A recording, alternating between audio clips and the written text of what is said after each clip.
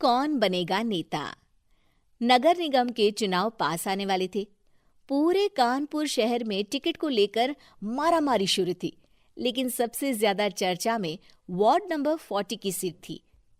वो इसलिए क्योंकि इस बार वहां की सीट महिला के लिए आरक्षित थी।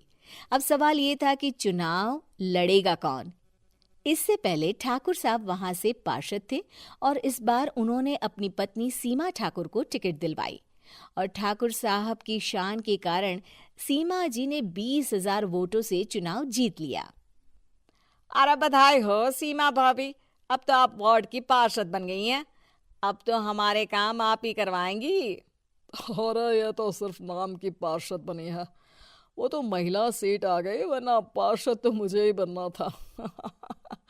अब भले ही चेहरा इसका होगा, लेकिन पावर तो मेरी ही होगी।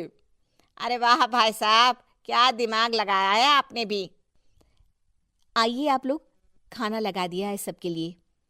सीमा जी पार्षद बन चुकी थीं, फिर भी उनकी एक ना चलती। सारे काम ठाकुर साहब खुद ही संभाल लेते और जहां जरूरत पड़ती वहां सीमा जी का अंगूठा लगवा लेते। सीमा जी ज्यादा पढ़ी लिखी भी नहीं थी। एक दिन ठाकुर साहब और सीमा एक प्रोग्राम में जाते हैं। अरे ठाकुर साहब, आप आ गए। ओहो, पार्षद मैडम भी आ गई हैं। स्वागत है आप दोनों का। लगता है हमारे पार्षद फंड का सही इस्तेमाल हो रहा है। चलिए अब उद्घाटन करते हैं। ये लीजिए ठाकुर साहब कैची, आप ही सबसे पहले प्रवेश कीजिए।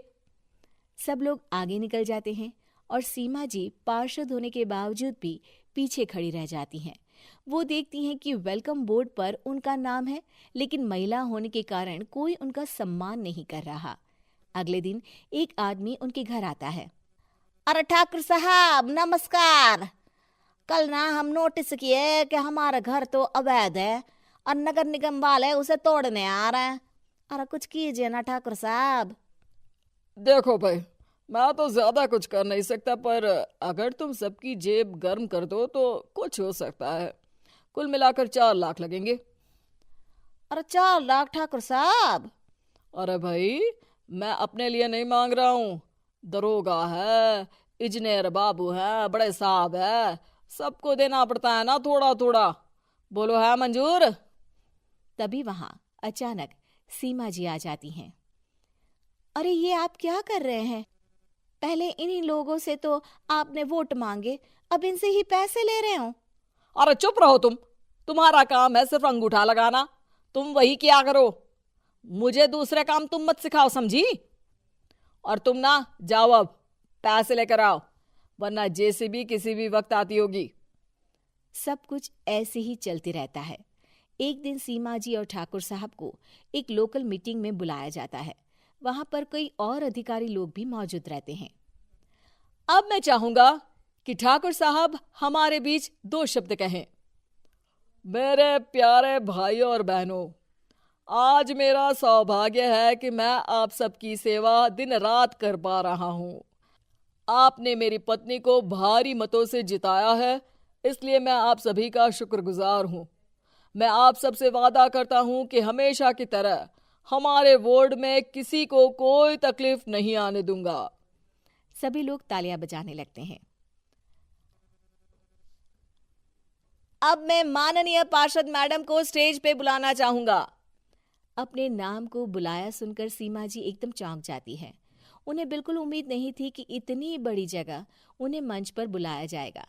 जैसे तैसे वो मंच पर चढ़ती हैं। ऊपर जाते ही सीमा जी को सारी पुरानी बातें याद आ जाती हैं कि किस तरह उनके पति उन्हें कभी भी आगे बढ़ने नहीं देते और उनके नाम से गलत काम करते हैं। वो बोलने लगती हैं। मैं आपके वार्ड की पार्षद सीमा हूं। आप में से बहुत कम लोग ही मुझे जानते होंगे, क्योंकि इससे पहले मुझे कभी ऐसा मौका ही नहीं मिला।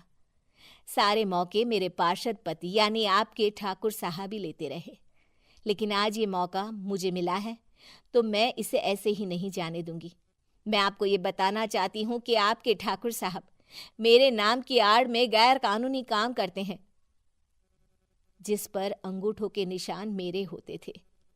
इसीलिए मैं अपनी गलती मानती हूँ और आज अपने पद से इस्तीफा देती हूँ, ताकि आगे से कोई गलत काम ना हो पाए। अब फैसला आप सबके हाथ में है कि आप हमें क्या सजा देना चाहते हैं। सीमा जी की बातें सुनकर ठाकुर साहब के चेहरे का रंग उड़ जाता है और वो शर्म से मुंह नीचा करके वहां से चले जाते हैं और पद से इस्तीफा देकर ही सही सीमा जी अपने आप में आत्मविश्वास महसूस करती हैं।